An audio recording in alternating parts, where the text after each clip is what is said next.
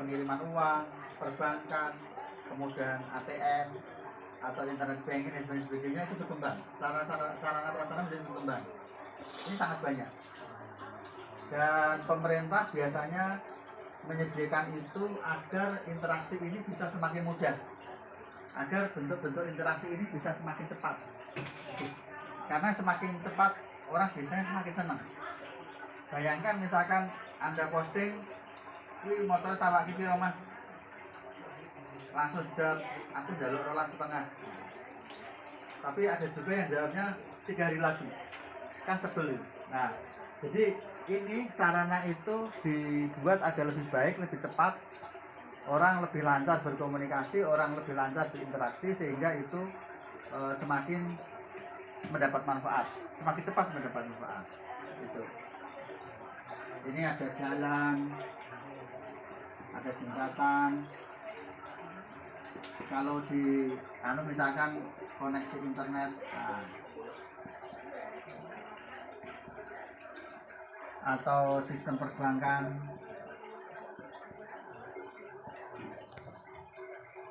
datang ke sini. Ini saya punya uang pengen bikin pabrik. Jadi tadinya kebun menjadi pabrik dan sebagainya. Jadi yang pertama dampaknya ada sarana prasarana menjadi berkembang, ada perubahan komposisi penduduk, ada perubahan lahan, perubahan penggunaan lahan. Ini juga perubahan penggunaan lahan. Ini juga harus hati-hati agar tidak merugikan salah satu pihak. Yang berikutnya perubahan sosial budaya.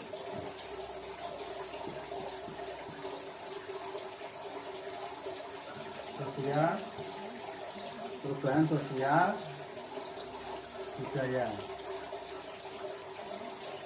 Contohnya apa? Nek zaman dulu orang yang naik sambatan itu hari-hari biasa bisa. Sekarang susah.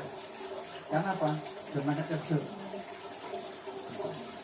Dulu kerja bakti gotong royong itu gampang. Sekarang susah. Kenapa? Pada kerja. Kerjanya itu maksudnya kerja yang waktunya sudah ditentukan.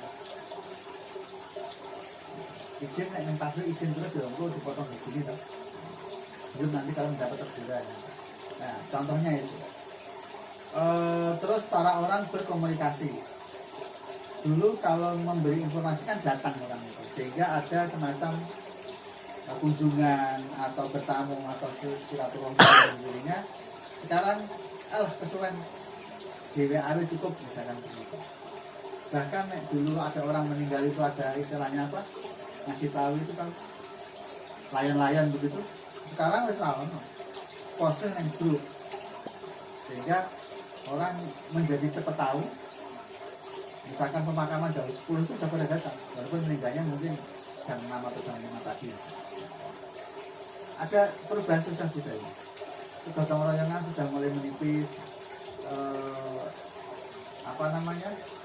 Kepedulian juga, apalagi kalau tinggalnya uang desa udah salah satu interaksi saling mempengaruhi. Timbal balik. Kenapa Anda kesini? Karena ini ada sesuatu, ada manfaat. Yang tukang opposite belajar. Di tukang kenapa? Oh, ada pembelajaran, sehingga ada perjalanan dari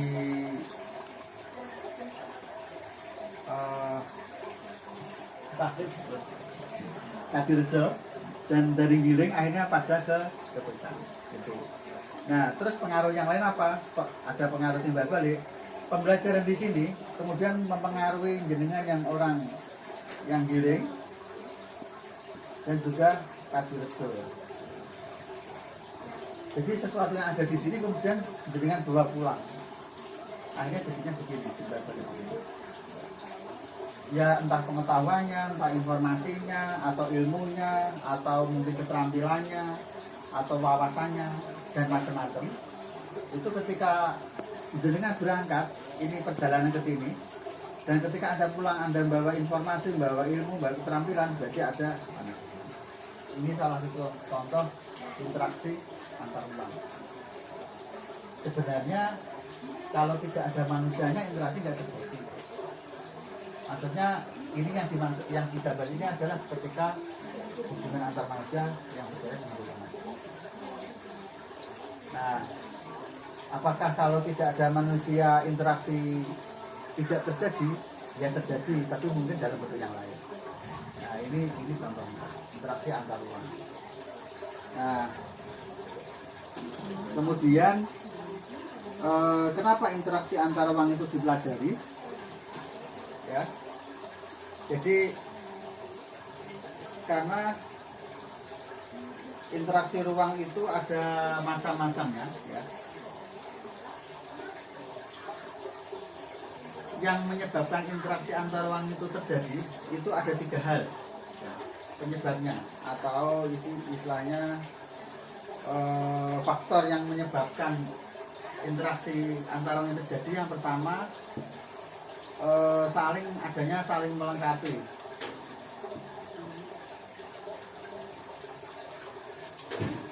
Kenapa Anda harus pergi ke tukang? Karena di sini ada hal yang untuk melengkapi dengan yang dikasih tadi, yang mungkin belum ada, atau yang giling juga gitu. Jadi saling melengkapi. Yang kedua, kesempatan antara. Ini bahasa Inggrisnya komplementar. Pentingnya ngirim uang ke saudara Anda yang di Kalimantan sana. Uangnya 2 juta. Nek dengan kirim sendiri ke sana, biayanya ke sana mungkin 2 juta. Sehingga Anda tidak melakukan. Tapi karena di tempat, misalkan di sekitar sini ada bank atau ATM, kan kalau bukan bank, ongkos transfernya berapa? 2 juta, misalnya ongkosnya transfer 10.000 kan lebih murah daripada manfaatnya diambil, atau manfaatnya lebih besar, ya, daripada biaya atau ongkosnya tadi. Makanya ruang ini kadang-kadang tidak terbatas jarak. Hubungan antar ruang ini bisa dekat, bisa jauh. Gitu.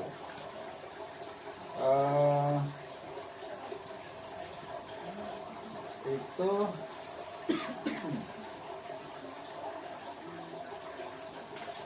terus macam-macam interaksi itu ada. Untuk interaksi contohnya tahu ya, gambarannya tahu ya. Jadi kalau kamu duduk berdampingan gini, diam saja sama-sama diam, itu berarti tidak ada interaksi. Atau masyarakat sini, ini tukang dengan masyarakat Kaciljo, kok nggak ada apa-apa, berarti nggak ada interaksi, walaupun kecil.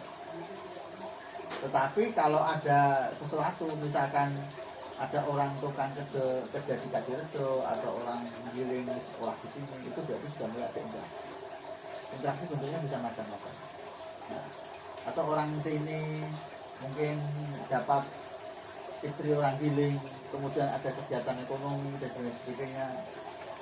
Jadi itu ada interaksi. Nah, di dalam pembelajaran kita kali ini akan kita lihat beberapa bentuk dari interaksi. Bentuk interaksi.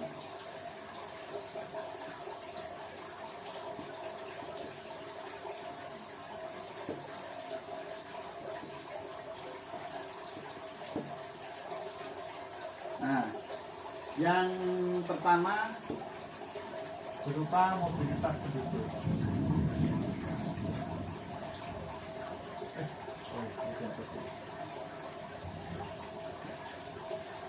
Mobilitas itu apa?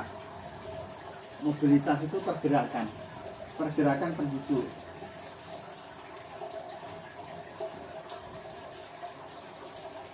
Contohnya kita buat contoh yang lain. Mobilitas penduduk itu ini mana pengaruhnya tadi? Oh ini. Media sosial misalkan, kan kadang-kadang orang bacanya kan tidak mesti hari ini. Kita nyari-nyari, aku butuh motor kira-kira sama sinawaknya boleh. Kita nyari, ternyata yang posting sudah 3 hari yang lalu atau seminggu yang lalu, tapi belum laku sehingga itu belum diturunkan postingannya. Ya itu antara tidak langsung, tidak terbaca.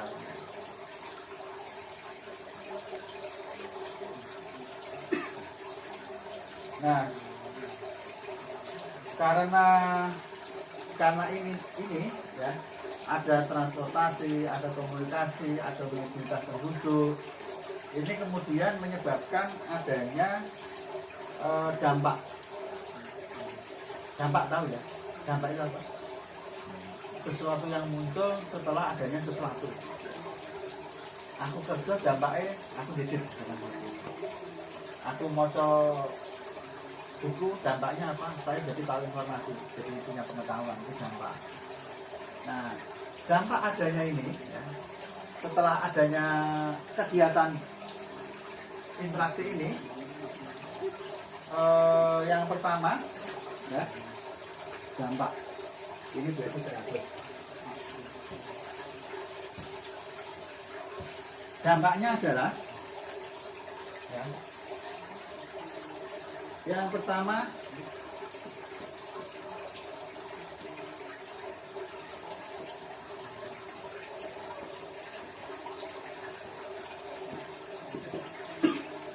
sarana prasarana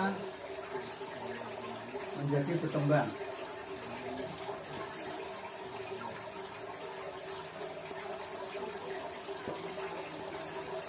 Sarana apa? Ya macam-macam. Ada jalan, ada jembatan, ada apa namanya? Fasilitas-fasilitas yang lain.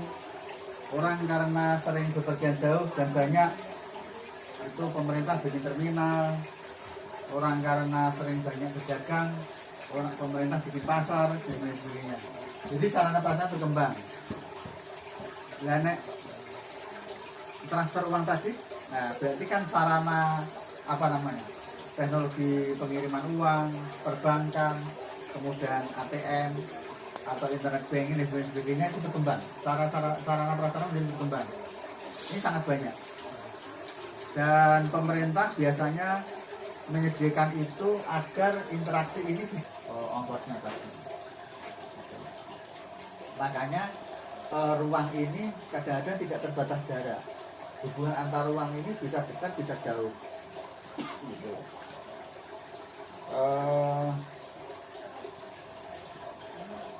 Itu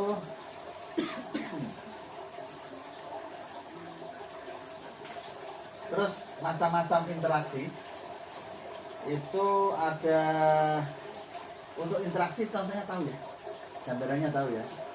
Jadi kalau kamu duduk berdampingan gini, diam saja sama-sama diam, itu berarti tidak ada interaksi.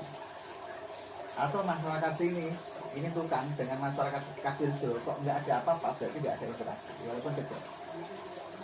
Tetapi kalau ada sesuatu, misalkan ada orang tukang kerja di Kadirejo atau orang giling sekolah di sini, itu berarti sudah mulai ada interaksi. Interaksi bentuknya bisa macam-macam. Nah, atau orang sini mungkin dapat istri orang giling, kemudian ada kegiatan ekonomi dan sebagainya. Jadi itu ada interaksi. Nah, di dalam pembelajaran kita kali ini akan kita lihat beberapa bentuk dari interaksi. Bentuk interaksi.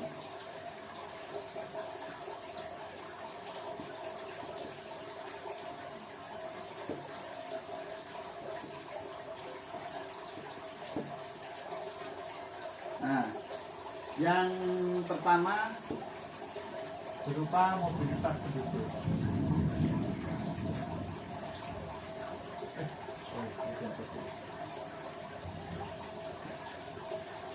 Mobilitas itu apa?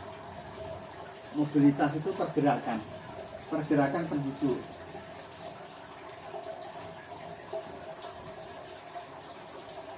Contohnya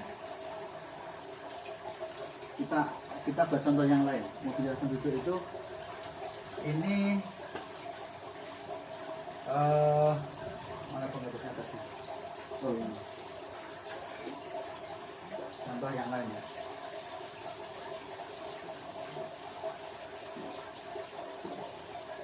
Jadi pergerakan penduduk itu bisa transmigrasi, bisa urbanisasi, atau bahkan juga perjalanan untuk berangkat dan pulang kerja. Itu namanya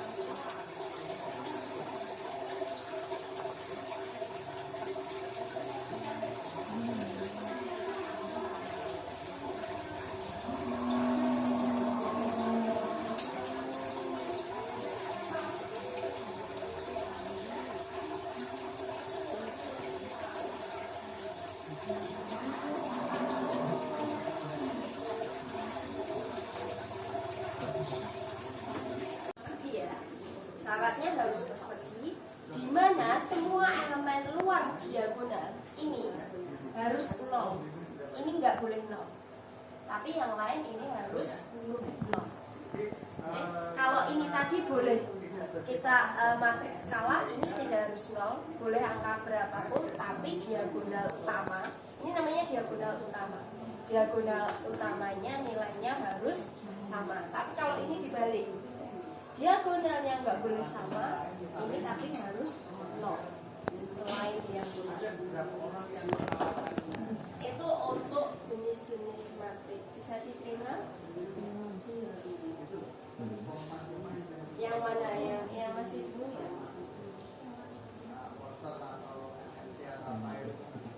Matriks segitiga atas. Matriks segitiga atas ada 2 syarat. Dia harus apa? Persegi.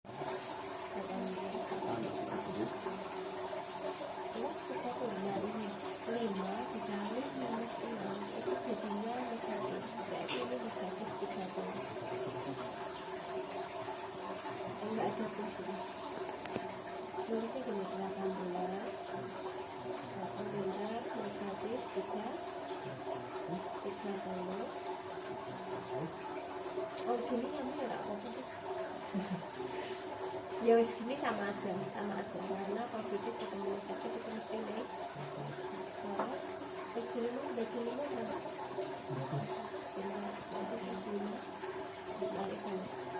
Ini berarti 30 dikurangi 16 kan?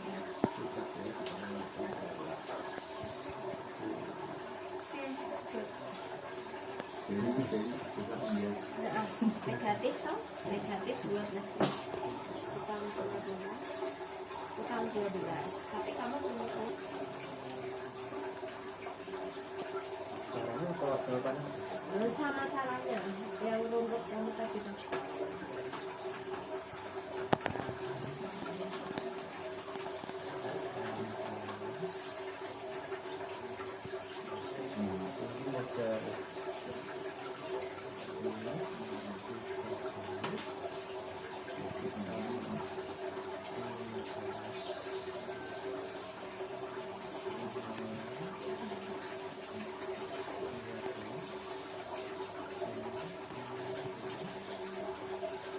Negatif lama 12 itu enggak. apa sih? Ya enggak usah dikasih tahu. Oke, good. Bentar. Saya mana bisa ketemu aku lagi tak suruh hafalan. Kukutan langsung.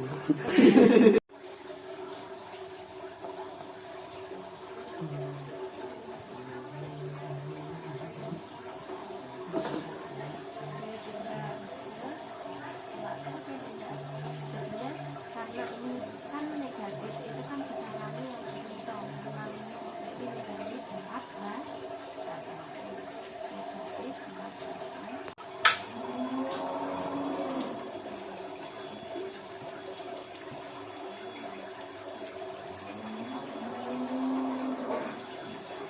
kau itu kan. No. Yang perkalian itu hasilnya berapa? Angka 4 sama dengan 32. Ditambah 7 sama dengan 39. Jadi 5 kali minus 3 ya minus 15. Ini jadi dikurangi sama dengan 24. Ya, itu ada minus, ketemu minus itu tandanya nanti jadi positif. Berarti 39 ditambah 15 berapa? Oh, Minus 15 nya ada tanda kurang. Nah, oke. Nah, bawahnya ditulis 39 plus 15. Min tetap min, itu jadinya apa? Positif. Nah, hasilnya berapa?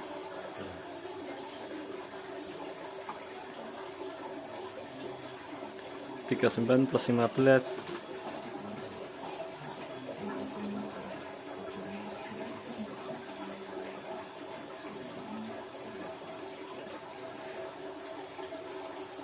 Pandai.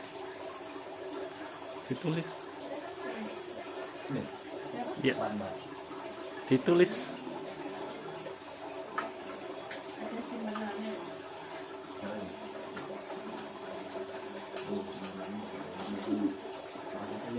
54. Oke, terus. Tulis ya. Jadi Ditulis itu kan. Oke.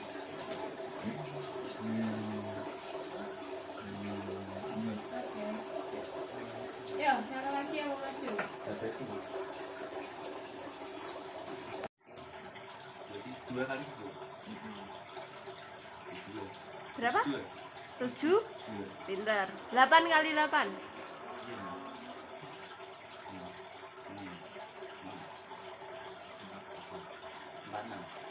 Nambah. Iya. Yang di teko itu jadikan puluhan, yang berdiri apa? Satuan. Saya. Besok naik ketemu lagi tak tanya lagi. Pas saya tanya-tanya. Ya udah. Oke, sampai sini dulu ya. Sampai jumpa kapan-kapan lagi. Yo, berdoa dulu yo. Ayo, si dulu men. Siapa yang mau men? Amin. Amin.